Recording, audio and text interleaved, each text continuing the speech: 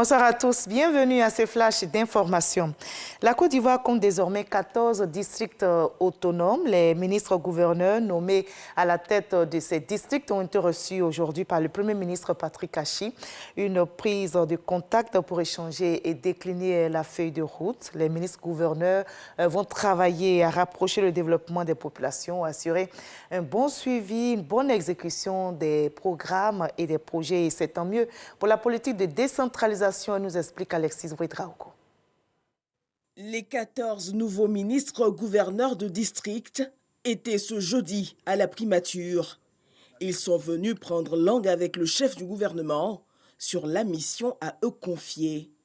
Le Premier ministre a décliné sa vision de la fonction de ministre-gouverneur en exprimant les préoccupations du chef de l'État quant au rôle que chacun de nous devrait pouvoir jouer pour la promotion de chacun de nos districts et surtout pour l'intégration de cette vision dans une Côte d'Ivoire en plein épanouissement.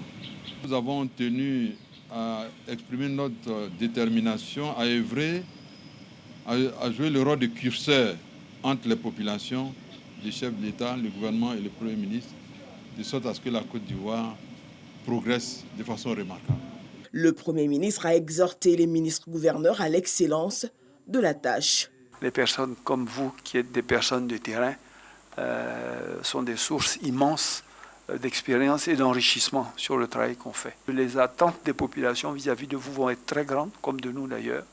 Donc il va falloir qu'on aille vite. C'est le 18 juin dernier que le chef de l'État a procédé à ces nominations. Elles font suite à la création de 12 nouveaux districts autonomes. Un nouveau découpage territorial qui vise le développement et le progrès social dans des aires géographiques beaucoup plus étendues. La nation ivoirienne rend hommage à ses fils tombés au champ d'honneur. La cérémonie en la mémoire des 5 militaires et gendarmes tombés les armes à la main lors des attaques terroristes a eu lieu aujourd'hui. Ces soldats ivoiriens étaient en mission commandée dans les départements de Téni et de Kong. La République ne les oublie pas. Comme vous le voyez sur ces images, ils ont été honorés, également distingués à titre posthume, et c'était en présence du ministre d'État, ministre de la Défense, Téné Birahima Ouattara.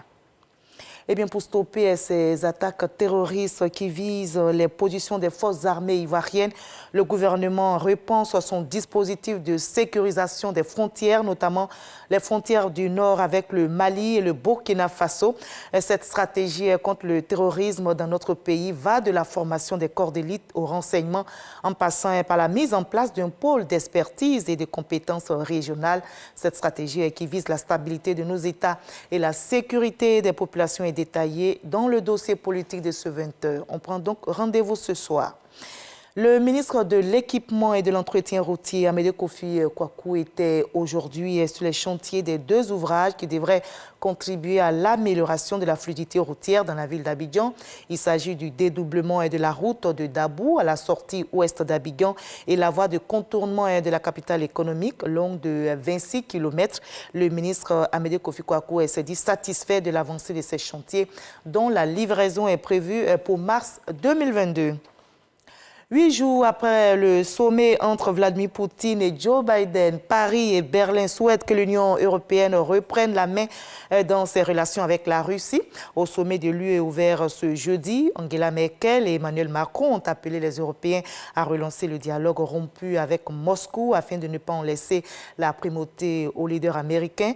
La France et l'Allemagne ont ainsi suggéré l'organisation d'un sommet UE-Russie comme moyen d'améliorer les liens endommagés par les crises en Ukraine et en Biélorussie, le dossier des droits de l'homme et l'emprisonnement d'Alexei Navalny. Le Kremlin est favorable à ce dialogue, mais la Pologne et les pays baltes sont contre la tenue de ce sommet UE-Russie.